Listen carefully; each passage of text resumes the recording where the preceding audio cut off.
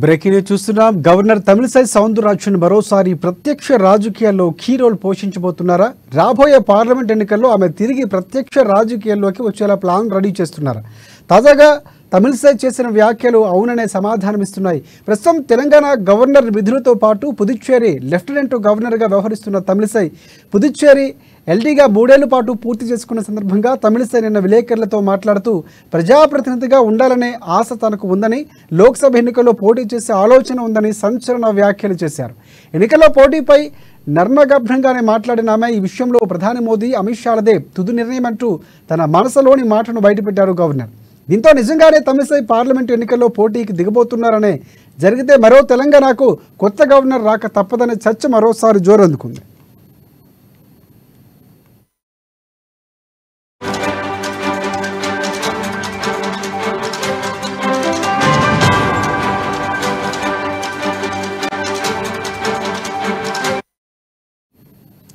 Breaking news చూస్తున్నాం. Governor Tamilisai Soundararajan మరోసారి ప్రత్యక్ష రాజకీయాల్లోకి కీ రోల్ పోషించబోతున్నారా? రాబోయే పార్లమెంట్ ఎన్నికల్లో ఆమె తిరిగి ప్రత్యక్ష రాజకీయాల్లోకి వచ్చేలా ప్లాన్ రెడీ చేస్తున్నారా?